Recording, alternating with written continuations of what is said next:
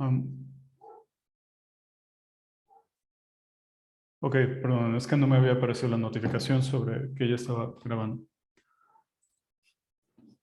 Bueno, entonces vamos a ir directamente a el teorema que habíamos dicho al final, o sea, el que nos relacionaba la dimensión la dimensión lineal de nuestro espacio vectorial sobre K, con K igual a los reales o los complejos, con la dimensión del dual, que recordemos el dual es el espacio vectorial cuyos elementos son las transformaciones lineales del espacio al campo. El teorema nos decía esto, ¿teorema? Bueno, antes de enunciar el teorema, como siempre, voy a fijar nuestro espacio vectorial para... O sea, esto es para no estar escribiendo todo el tiempo, sea X un K espacio vectorial. Sea X un K, B. Entonces lo escribimos una vez y ya.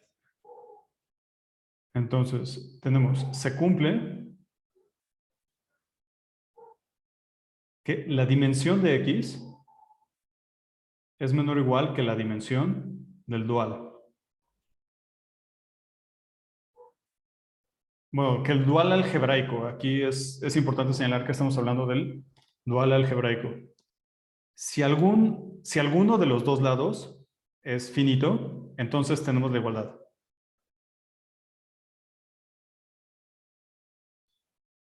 Es finito. Tenemos la igualdad. Quedamos que hay dos lemas importantes. Uno de ellos nos dice que si tenemos una transformación lineal, vamos a ponerle lema 1, bueno, un funcional lineal, o sea, estamos pidiendo que sea una transformación lineal que va del espacio al campo. Si tenemos un funcional lineal definido únicamente en un subespacio, entonces podemos extenderla linealmente a todo el espacio. O sea, si E es un subespacio,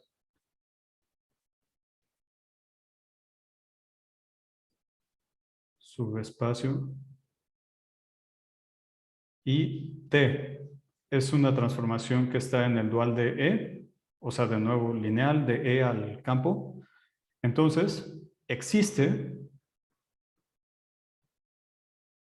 T, así gorro, en el dual del espacio grande, tal que, y lo voy a escribir así, la restricción de T gorro a E es igual a T.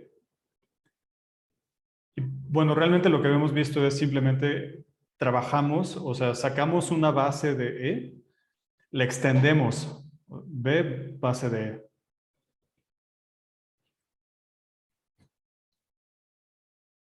La extendemos a una base de X, B' base de X, y definimos a T gorro de tal modo, o sea, en los elementos de la base, de tal modo que coincida con la T original cuando agarramos elementos de beta, y pues podemos hacer lo que queramos cuando tomemos elementos en beta prima.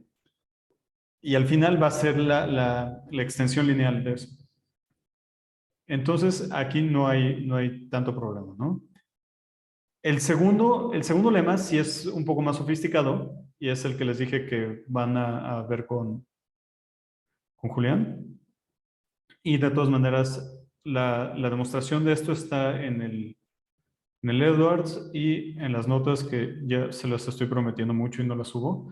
Pero bueno, estoy tratando de que tengan pocos errores.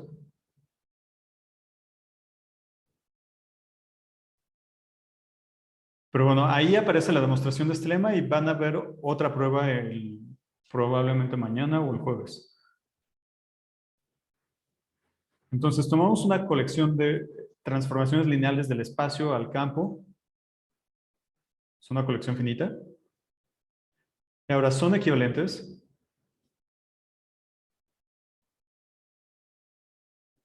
Primero que F está en el generado por todas las otras funciones. O sea que en este caso significa que es una combinación lineal de los funcionales de F1 hasta Fn, ¿no? Y la segunda nos habla sobre las contenciones de los núcleos, o bueno, nos relaciona los núcleos.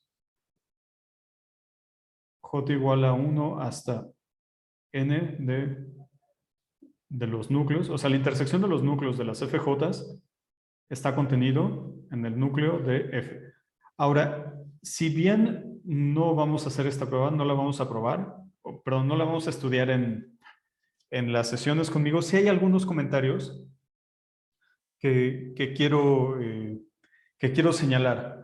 De nuevo, algo que ya había dicho es que 1 implica 2, pues es relativamente sencillo, ¿no? O sea, escribimos F igual a la suma alfa j fj, la j corre donde tiene que correr, o sea, desde 1 igual, perdón, desde j igual a 1 hasta n. Y si tomamos un elemento que está en el núcleo de cada una de estas cosas, al evaluarlo en f, todos los sumandos van a valer 0 y tienen que estar en el núcleo de f, ¿ok? O sea, bueno, va a anular a la función f. El otro sentido es el que es un poco más, bueno, es el que es más interesante, ¿no? La prueba que va a aparecer tanto en las notas y que pueden ver también en el Edwards. Solo hay una cosa, bueno, hago el comentario al final. Ahí lo hace por inducción, ¿ok? Entonces, para que lo tomen en cuenta, o sea, lo hace por inducción y hay una propiedad o hay una observación que creo que es importante y de hecho es la razón por la cual quería discutir la prueba del lema 2, pero bueno, la verdad luego se me hizo que o sea, aunque es una razón importante, es un detalle que aparece al principio de la prueba y después es un argumento más largo que, o sea, es interesante, es importante, pero no usa técnicas que van a aparecer más adelante, o al menos no con tanta frecuencia como esta, y es esta observación. En la prueba, del lema 2 se usa eso. Si t es un funcional lineal distinto de 0, entonces existe un vector que nos manda al 1, tal que t de e es igual a 1. ¿Ok? Y bueno, o sea, la prueba es, bueno, no es particularmente, o sea, no es complicada, pero les digo, es algo que se utiliza varias veces. Entonces es esto. Primero vamos a tomar un elemento en donde la transformación nos anula. O sea, E igual, perdón, E' en X tal que T de E' es distinto de 0. Entonces,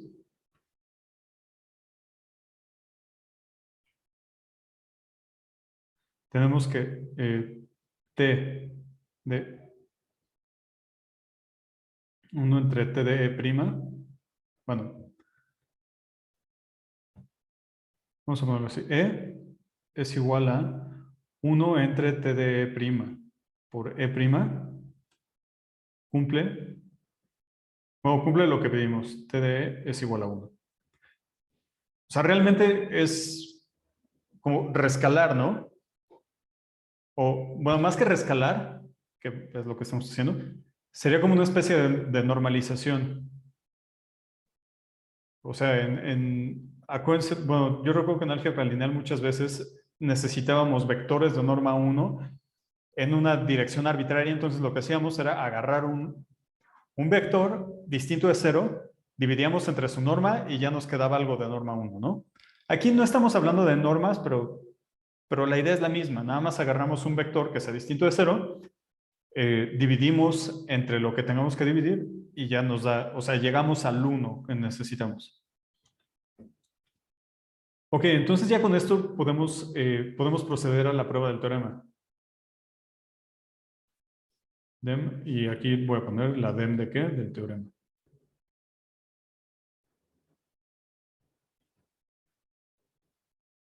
Lo que vamos a hacer es, vamos a agarrar una base de X o sea, beta de X, bueno, base de X, y vamos a construir un conjunto. Va a ser esto. Ahorita digo, ¿qué es esto? Linealmente independiente en, en X daga, o sea, en el dual. Y esta va a ser inyectiva.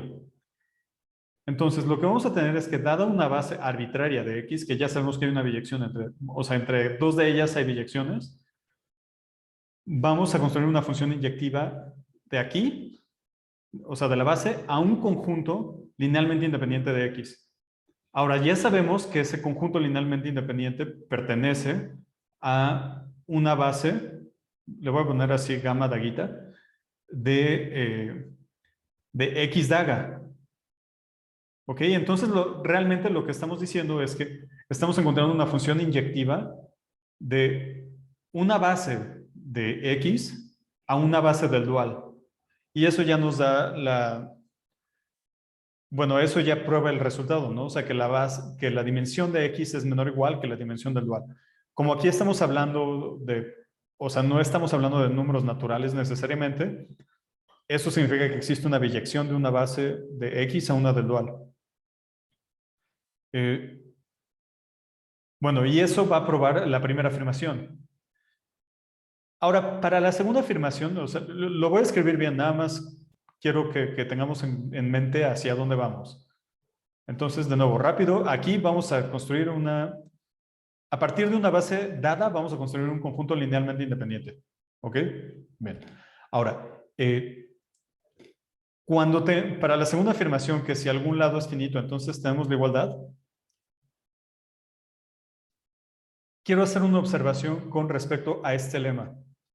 Ahí es donde vamos a utilizar el lema 2 en la segunda parte de la afirmación, no en la primera.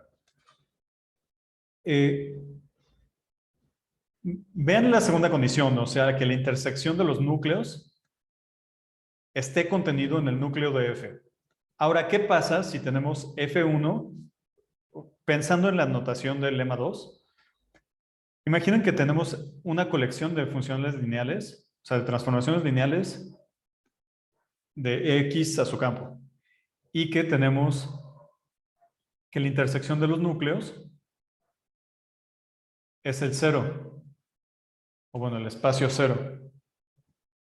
¿Ah? Entonces, agarren cualquier transformación, o sea, cualquier elemento del dual. Mi pregunta es, ¿cómo se relaciona esta intersección con el núcleo de cualquier transformación?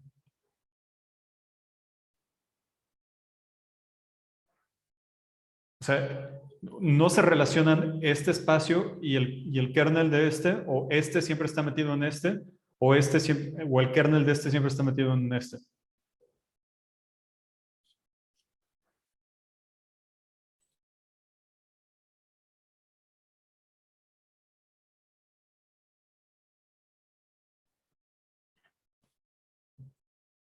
Exacto, el cero siempre está en el kernel de cualquiera.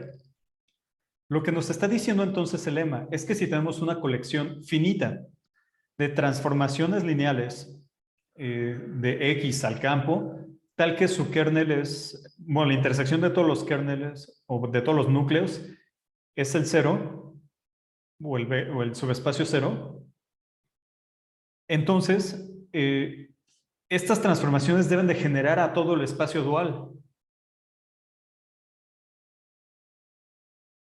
Ajá. O sea, porque esta condición va a ser cierta para cualquier transformación. O sea, si el lado izquierdo es el cero, esto vale para cualquier transformación, o bueno, para cualquier funcional lineal, entonces estas funciones de aquí tienen que generar a todo el espacio. Eso es lo que nos va a dar la segunda condición. Entonces, bueno, ya que sabemos más o menos hacia dónde vamos, lo voy a tratar de escribir un poco rápido. Empezamos primero construyendo una inyección o una función inyectiva de una base de X a un conjunto linealmente independiente del dual. Sea B, beta, J en J, una base de X.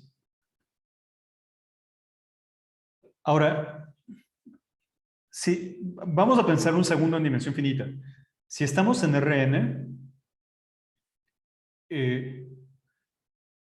realmente, bueno, ya sabemos que en este caso el dual es isomorfo, ¿no? Rn. O sea, podemos identificar el dual de Rn, o sea, la colección de transformaciones lineales continuas de Rn a R con Rn. Y una identificación, pues, más o menos obvia es que si tenemos a la base canónica,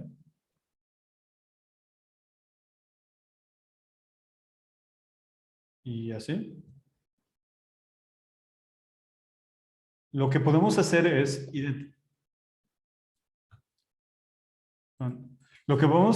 identificar este vector con la transformación, digamos, phi1, que a este vector lo manda al 1 y a todos los demás, o sea, a todos los otros miembros de la base los manda al 0. Phi2, pues con algo similar, ¿no? O sea, al 2 lo manda al 1 y a todos los demás miembros de la base los manda al 0. O sea, a la proyección en la j-ésima entrada. Algo así vamos a hacer aquí. Digo, no exactamente, porque de nuevo J puede ser un conjunto grande y monstruoso, pero es una idea muy similar. Entonces definimos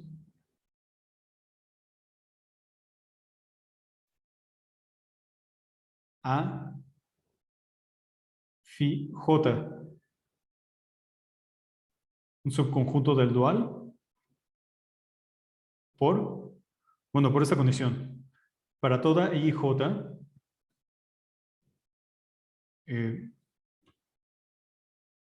aquí, para toda IJ, en nuestro conjunto de índices, queremos que se cumpla esta condición.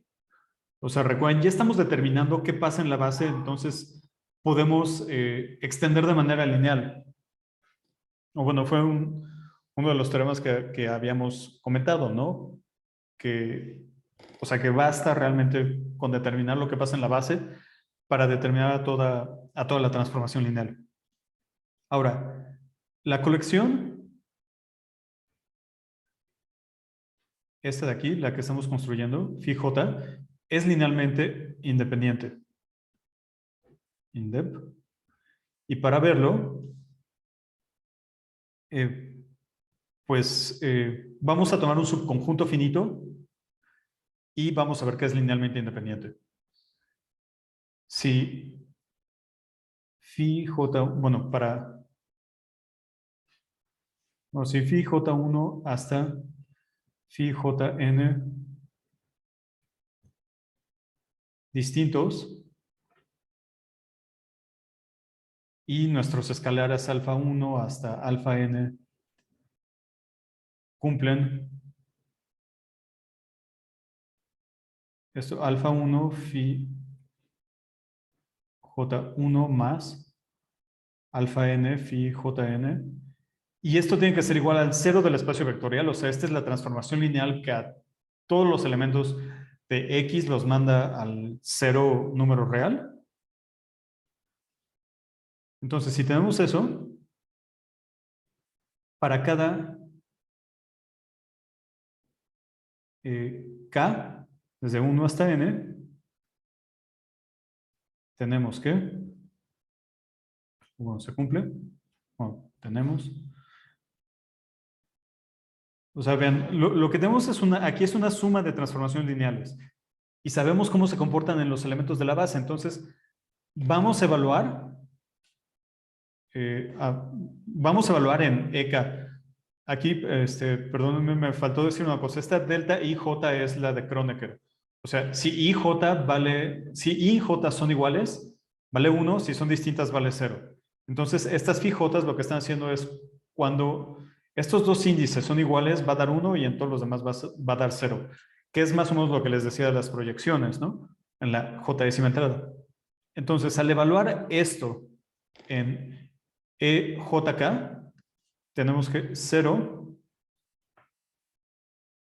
bueno, sí, por un lado 0 es igual a la suma desde j igual a 1 hasta n de alfa j phi j1, perdón, una mala elección aquí del índice, y igual a 1, ahora sí, y este índice de aquí debe ser i.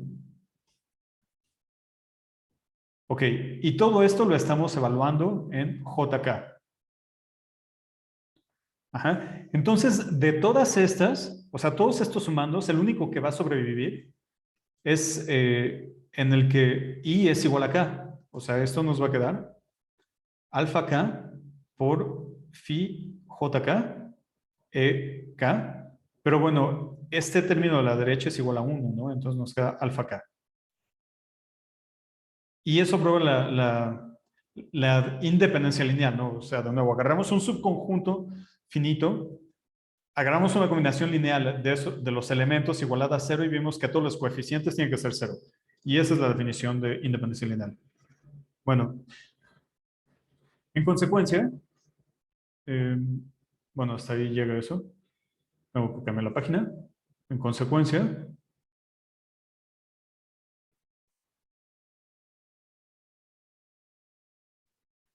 eh, podemos extender.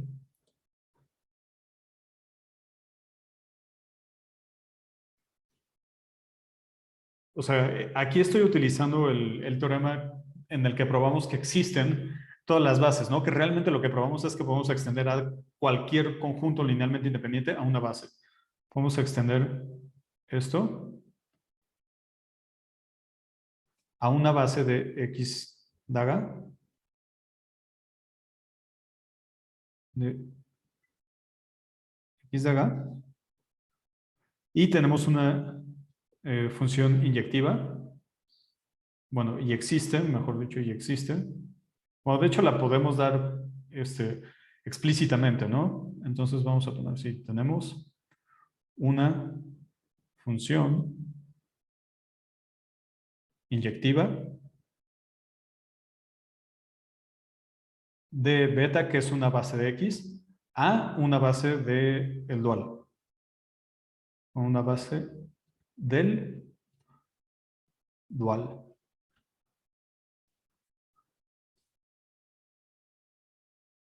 Ok, ahora, bueno, eso prueba lo que, la primera parte, ¿no? Así, la dimensión de X es menor o igual que la dimensión de X', perdón, X dual.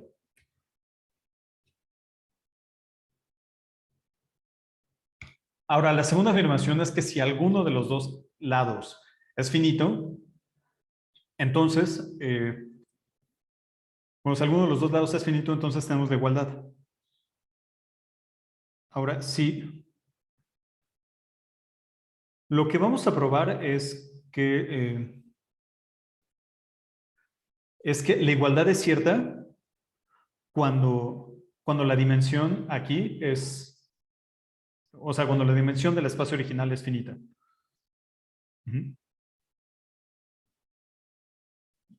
Ok. Si dim X es igual a n, con un natural n, entonces vamos a tomar una base, j igual a 1 hasta n, una base de X y definimos a las phi j como arriba. Y definimos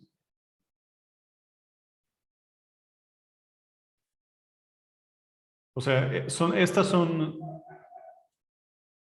no son exactamente así, pero son como casi una versión de las funciones indicadoras, ¿no? O sea, no lo son, pero bueno, casi. Bueno, con la misma idea, traen el mismo espíritu. Como arriba. Ahora, lo que vamos a ver es que ya sabemos que estas funciones son linealmente independientes, ¿no? Es lo que probamos arriba. Ahora lo que vamos a probar es que generan a todo el dual. Y por el lema 2 y la discusión que tuvimos antes, vimos que eso es equivalente a probar que la intersección de todos los núcleos, o sea, de las transformaciones phi j, el espacio que nada más contiene el 0. ¿Ok? Entonces vamos a agarrar un elemento del núcleo de estas transformaciones y vamos a ver que forzosamente tiene que ser 0. Entonces sea Z bueno, las J van desde 1 hasta N, por espacio lo voy a poner así nada más. En la intersección de todos los núcleos y escribamos Z igual a la suma desde J igual a 1 hasta N de alfa J por EJ. Lo podemos hacer, ¿no? Porque las EJ son una base.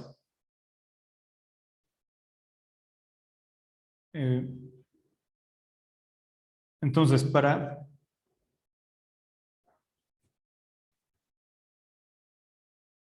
cada K de 1 hasta N, vamos a tener esto. Phi de, bueno,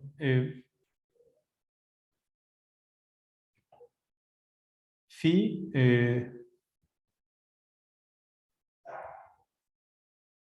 sí, perdón. Lo que vamos a hacer es, vamos a evaluar Z en phi de K, que ya sabemos que es 0, ¿no? Phi de K es 0 porque le estamos eligiendo en el núcleo. Ahora, por la linealidad, esto es igual a la suma desde J igual a 1 hasta N de alfa J, phi, K, EJ. Ahora, en esta suma, sobrevive únicamente el sumando en el que J es igual a K. O sea, esto nos queda AK por phi de K, bueno, alfa K, EK, y esto es igual a alfa K. Dicho de otro modo, todos los coeficientes aquí son 0. Por lo tanto, Z tiene que ser 0. Por lo tanto,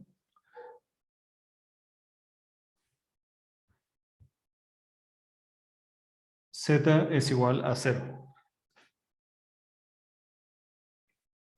Y por el lema concluimos. Por el lema 2, este conjunto es una base del dual. Es una base del dual, que al menos creo que es una muy buena, bueno, al menos ayuda a tratar de visualizar en cierto modo, si lo pensamos como una proyección. O sea, las phi-jotas realmente están proyectando sobre el espacio generado por cada uno de los elementos de la base. Ajá, entonces lo que estamos diciendo es, o sea, bueno, pues sí, estamos diciendo que cuando estamos en dimensión finita, cualquier transformación, cualquier funcional lineal, lo podemos escribir como una suma de proyecciones sobre los subespacios generados por los elementos de la base, o sea, individualmente, ¿no? Ahora, aquí nuestra hipótesis fue que, la dimensión del espacio original es finita. Si,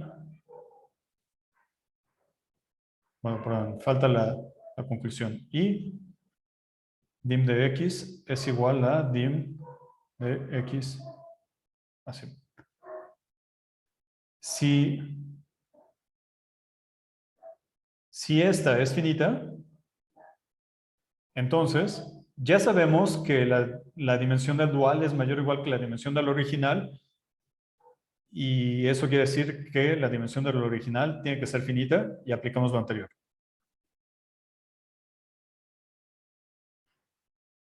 Lo anterior. Bueno, la moraleja de esto es que esto nos da una visión general de lo que pasa cuando nos vamos del espacio original al dual, ¿no? Crecemos. Bueno, en términos de dimensión, podremos crecer. Bueno, pero es que estoy viendo. Antes de avanzar, quisiera nada más hacer una observación. Ahora, mientras estaba escribiendo la prueba, me quedé pensando si no podríamos probar esto de manera mucho más rápida Y así nos ahorraríamos este lema. Entonces, bueno, ahí lo dejo para que lo piensen, pero yo creo que sí. Imaginen que estamos en este caso, dim x es igual a n. Pues en este caso tendríamos que, o sea, no lo hemos probado, pero pues es de esperarse, ¿no? O sea, no lo hemos probado aquí, pero muy probablemente ya lo probaron en álgebra lineal, que x sería isomorfo. Bueno, voy a poner una ondita eh, para señalar que son isomorfos. Entonces x es isomorfo con k a la n, y esto implica, bueno, ya vi por qué. Esta implicación también había que probarla, ¿no? Que el dual de x es isomorfo al dual de k a la n, que esto sabemos que es isomorfo a k a la n, y esto es isomorfo a x a la n. Entonces, pues no sé, habría que pensar si irnos por este camino es mucho más corto que este otro camino. Hacia ojo yo diría que sí, pero pues no sé, hay que hacerlo. ¿Ok? Déjenlo a punto para que no se me olvide.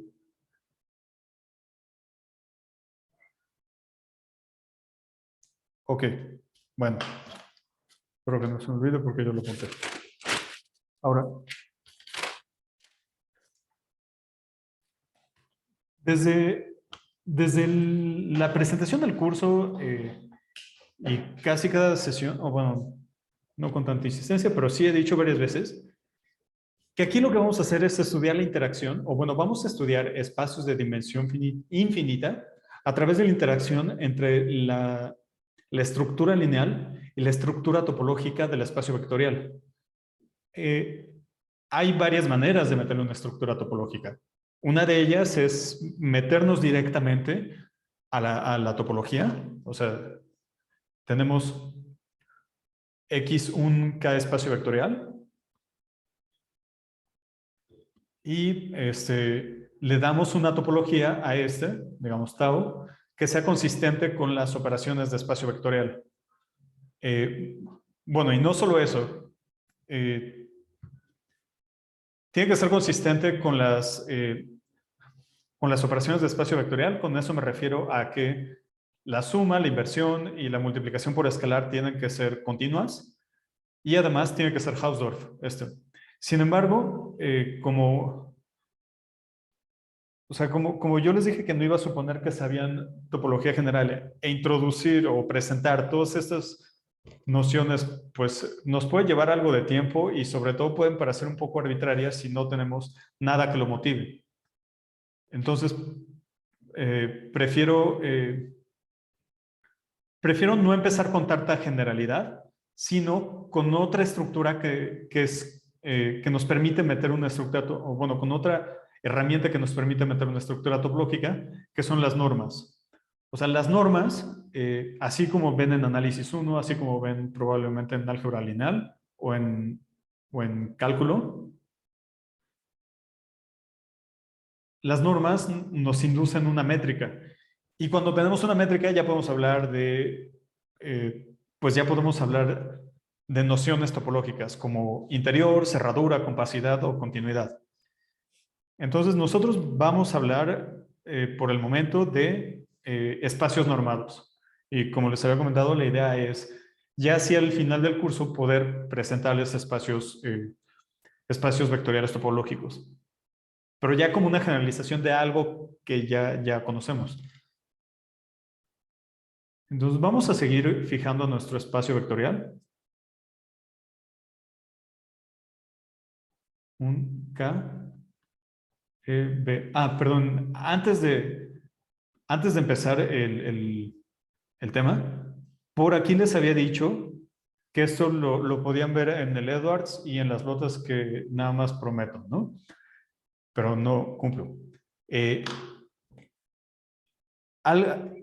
aquí en este caso, bueno, sobre todo en este curso en particular, eh,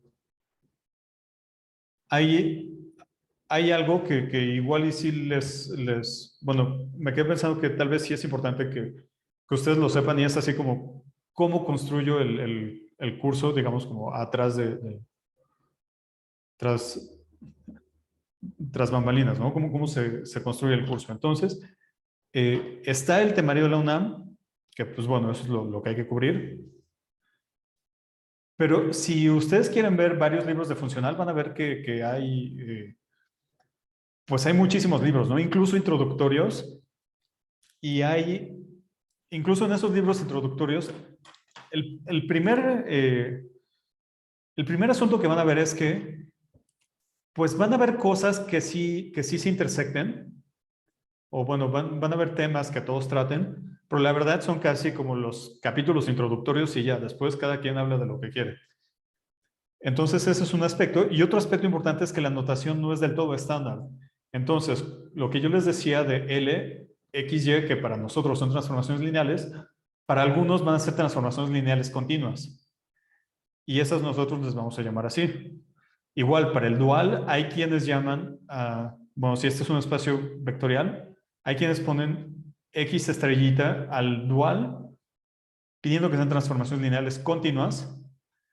Y, por ejemplo, el Edwards a la estrellita le pone, o sea, no pide que sean continuas, y así prima pone, o sea, el dual algebraico que hemos estado discutiendo lo pone así, el Edwards.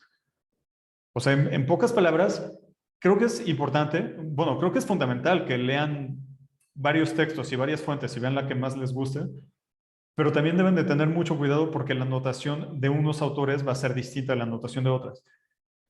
Y aquí las notas creo que van a ser particularmente importantes porque si vamos a considerar varias fuentes, pues creo que sería bueno establecer un documento en donde estandarizáramos la notación y aunque saquemos teoremas, definiciones, resultados y demás de distintas fuentes, todo lo traducimos a un lenguaje común. Y ese lenguaje común es el que estoy usando aquí y el que, para mejor referencia de ustedes, lo voy a poner en las notas, ¿no? Bueno, lo estoy poniendo en las notas.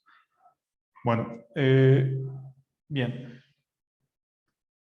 Entonces ya regresamos después de la pequeña ramificación, o bueno, comentario al margen, regresamos a nuestros espacios normados. Empezamos con un espacio vectorial y las normas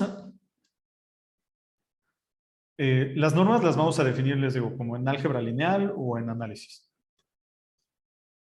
que van a ser operaciones que nos permiten definir, o digamos en términos muy llanos, nos dicen de qué tamaño es un vector. Pero bueno, nos lo dicen de una forma que sea consistente con la estructura lineal. Vamos a definir una seminorma que, bueno, si ustedes ven el libro de análisis funcional de las prensas de ciencias, ahí trabajan un montón de cosas en seminormas o en espacios seminormados y no necesariamente normados. Entonces, una seminorma en X es una función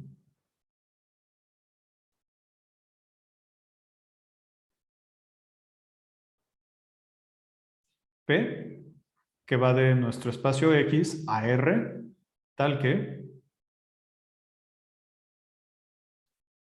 vamos a poner aquí, n sub 1 va a ser la propiedad n1, ¿no? Que queremos que cumpla. Este es, pues, la desigualdad del triángulo. Para toda X y Y, en X, tenemos que P de X más Y es menor o igual que P de X más P de Y. La segunda nos dice que saca escalares en valor absoluto, o sea, para toda X en X y para toda alfa en K, o sea, en el campo, P de alfa X es igual a el valor absoluto de alfa por P de X. Ahora, eso es una seminorma, ¿no?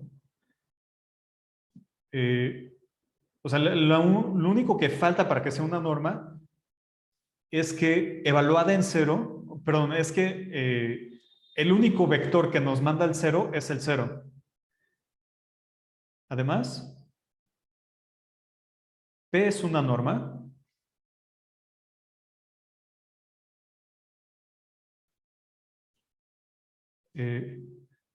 Sí es una seminorma.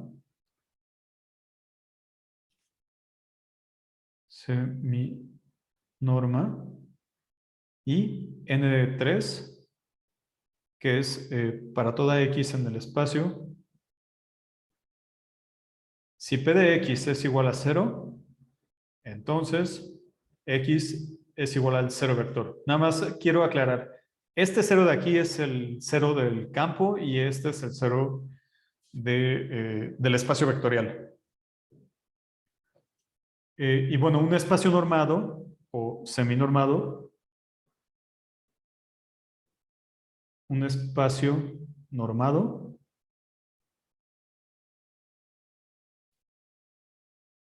y aquí voy a poner respectivamente seminormado.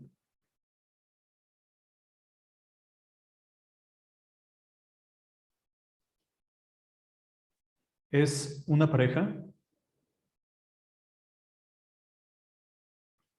XP con X, un KEB. ¿Okay? X es un K espacio vectorial y P es una seminorma. Perdón, es una norma. Y bueno, respectivamente una seminorma.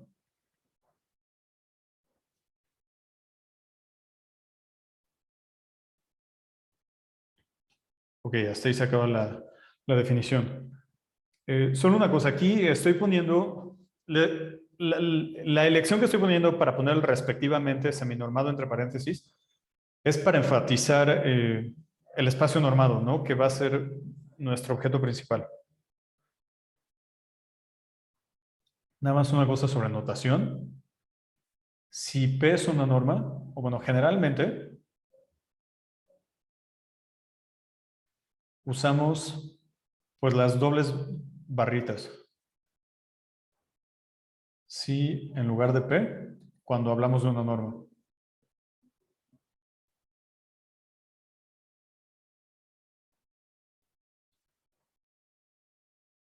Ahora, esto nos... pero antes de irme, hasta allá yo iba a hablar de la métrica inducida y todo eso. Nada más quiero hacer unas observaciones, pues, bueno, unas observaciones, nada más para decir, o sea, para decir que en algunas ocasiones cuando pedimos ciertas condiciones sobre la norma, como que sea no negativa, o que evaluada en 0 nos dé 0, es redundante. O sea, no está mal, porque nos da más, o sea, nos da un poco más de intuición cuando estamos entendiendo, ¿no? Pero estrictamente hablando, sí podemos quitar algunas de esas hipótesis. Entonces lo voy a poner como proposición y la demostración lo voy a hacer nada más así como bueno, sí se puede hacer bien. Si P es una seminorma en X, entonces vamos a tener esto, que P evaluada en el vector 0 es igual al número complejo o real 0 y que para toda X en X, P de X es no negativa. Entonces lo que vamos a hacer es, vamos a tomar un vector arbitrario, o sea, X en X. Por la condición 2, o sea, esta que nos saca escalares en valor absoluto, que la llamamos N2 para referencias más sencillas, tenemos esto, que P de 0 por X es igual, bueno, voy a poner P de 0, o sea, P del vector 0 es igual a P de 0 por X Aquí podemos sacar el 0 en valor absoluto, que pues es 0. Y esto es 0. Y pues ya probamos el primero, ¿no? Y... perdón, la computadora enloqueció. Ya. La segunda observación, pues es bastante parecida. Vean, entonces tenemos 0 es igual a P de 0, que es lo que acabamos de probar, que es igual a P de X menos X. Esto es igual a P de X más P de menos X. Aquí estamos utilizando la desigualdad del triángulo, ¿no? Que dijimos que vale. Esto es N1. Y de este segundo sumando vamos a sacar el menos 1 en valor absoluto y nos queda 1 por P de X, ¿no? Entonces aquí nos queda 2 P de X. Y aquí utilizamos N2. Creo que no lo ven.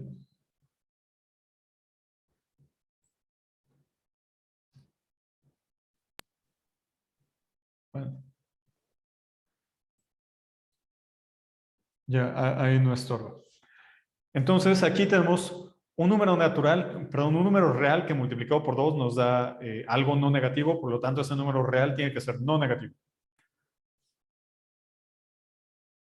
Por lo tanto, P de X es mayor o igual que 0. Bueno, como el tiempo ya se acabó, hasta aquí vamos a dejar las matemáticas.